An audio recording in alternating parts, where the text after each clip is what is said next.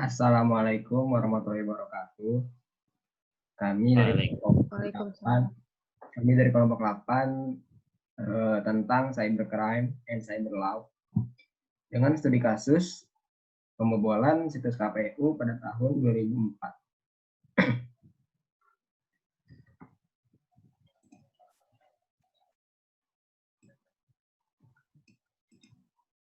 Berikut ada anggota dari kelompok kami. Yang pertama, saya sendiri, Ari Ramadan. Untuk yang Ada lainnya, saya, Maram Hafizatul Karimah. Terus ada saya Muhammad Torik. langsung saja kita masuk ke materi yang pertama, yaitu tentang pengertian cybercrime itu sendiri. Silakan kepada Saudara Mariam.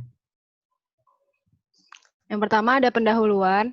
Cybercrime merupakan gabungan dari dua kata dari bahasa Inggris, yaitu cyber yang bermakna dunia maya dan crime yang bermakna kriminal atau perbuatan yang melanggar norma.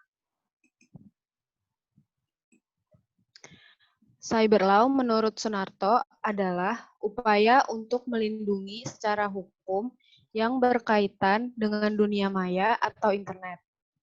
Tujuan dari dibentuknya cyber law sendiri menurut Sunarto adalah yang pertama, melindungi data pribadi, yang kedua, menjamin kepastian hukum, yang ketiga, mengatur tindak pidana cybercrime. Selanjutnya ada jenis-jenis cybercrime. Yang pertama ada unauthorized access to computer system and service, adalah kejahatan yang dilakukan dengan memasuki atau menyusup ke dalam suatu sistem jaringan komputer secara tidak sah, tanpa izin, atau tanpa sepengetahuan dari pemilik sistem jaringan yang dimasuki. Yang kedua ada illegal content, adalah kejahatan dengan memasukkan data atau informasi ke internet tentang sesuatu hal yang tidak benar, tidak etis, dan dapat dianggap melanggar hukum.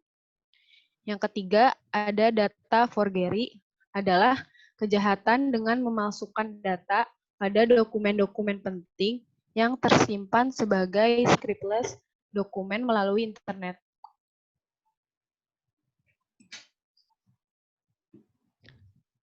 Yang selanjutnya ada cyber espionage, adalah kejahatan yang memanfaatkan jaringan internet untuk melakukan kegiatan memata-matai terhadap pihak lain dengan memasuki sistem jaringan komputer pihak sasaran. Yang selanjutnya ada cyber sabotage and extortion, adalah kejahatan ini dilakukan dengan membuat gangguan yang terhubung dengan internet.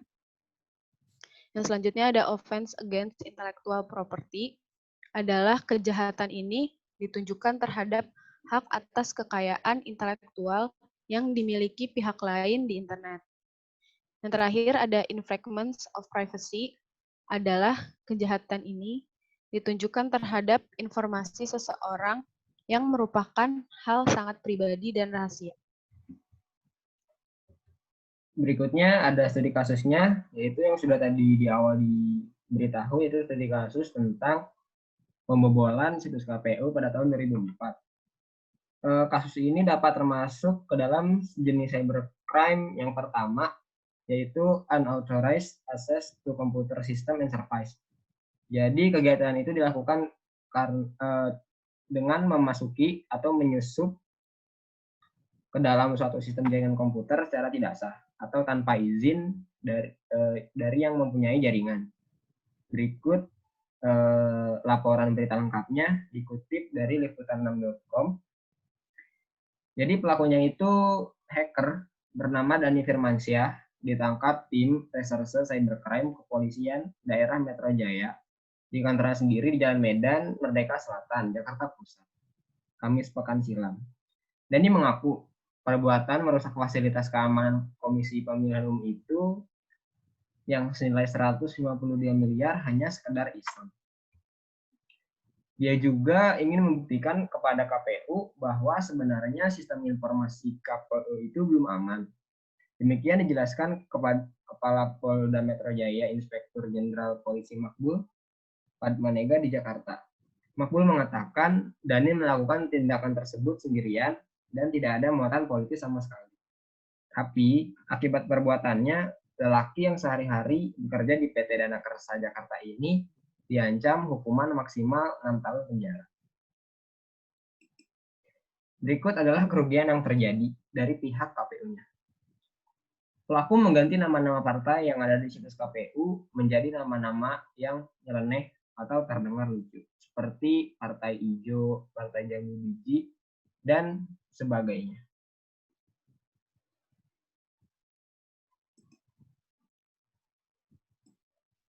Berikutnya ada pelanggaran hukum dan etika yang terjadi. Menurut Husnul Mariah dari KPU, di sebuah tayangan televisi dan untuk memperingatkan kepada tim IT KPU bahwa sistem IT yang seharga 125 miliar itu ternyata tidak aman. Tersangka berhasil menembus server tnp.kpu.go.id dengan yang bisa disebut dengan cara lama, yaitu dengan cara XSS atau cross-site scripting dan hanya menggunakan SQL injection. Namun meski perbuatan itu hanya iseng, kata Makbul, polisi tetap menilai tindakan Dani telah melanggar hukum. Dan dari tindakan tersebut dapat menimbulkan gangguan fisik dan elektromagnetik terhadap penyelenggaraan telekomunikasi dan menghancurkan atau merusak barang.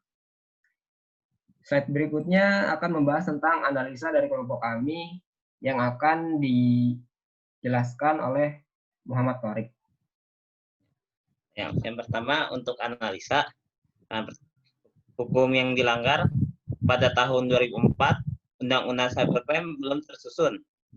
Maka pelaku dikenakan UU nomor 36 tahun 1999 tentang telekomunikasi. Pelaku terbukti melanggar pasal 22 huruf A, B, C dan pasal 50 dengan ancaman pidana penjara paling lama 6 tahun dan atau denda paling banyak 600 juta rupiah.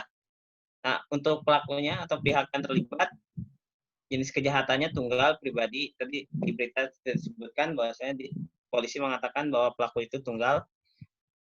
Pelaku atas nama Dani Firmansyah, umur 25 tahun, status mahasiswa, jurusan hubungan internasional.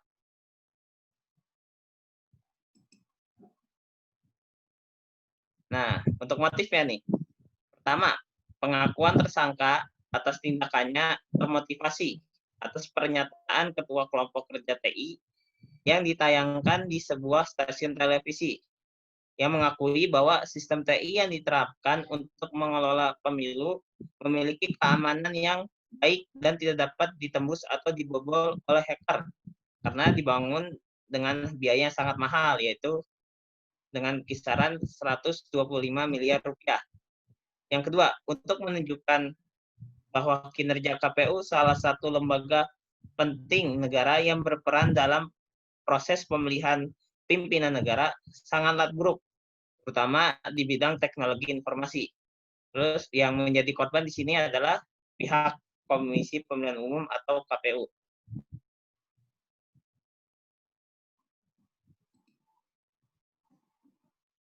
Nah, untuk komentarnya, jadi kalau menurut komentar dari kelompok kami, pelaku itu tidak sepenuhnya salah, walaupun karena dia kan hanya bertujuan untuk menguji sistem keamanan KPU. Ia pun juga tidak merubah perhitungan suara, walaupun dia dapat dengan mudah melakukannya. Tapi hukum tetaplah hukum, karena Indonesia ini kan menganut sistem hukum yang harus dipatuhi oleh warga negara yang baik. Nah, semoga apa yang dilakukan pelaku dapat menjadi bahan evaluasi IT KPU untuk tidak terulang kembali kejadian seperti ini. Next. Nah, kesimpulannya, dari semua yang telah dijelaskan, kita dapat menyimpulkan bahwa cybercrime merupakan sebuah tindakan yang dianggap merugikan orang lain, dikarenakan ia dikategorikan sebagai tindak kriminal oleh definisi tersebut. Namun berdasarkan dari definisi tersebut, kita dapat mengambil pelajaran bahwa seseorang yang berusaha melakukan kegiatan yang ditunjukkan untuk melakukan tindak kriminal, maka digolongkan sebagai cybercrime. Sedangkan untuk cyber law, merupakan aspek hukum yang ruang lingkupnya setiap aspek yang berhubungan dengan orang, perorangan, atau subjek hukum yang menggunakan dan memanfaatkan teknologi internet yang dimulai pada saat mulai online dan memasuki dunia cyber atau dunia maya. Sekian presentasi dari kelompok kami. Saya mewakili dari kelompok 8 meminta mohon maaf bila presentasi tentang cybercrime dan cyber law ini masih banyak kekurangan. Sekali lagi kurang lebihnya mohon maaf. Wassalamualaikum warahmatullahi wabarakatuh.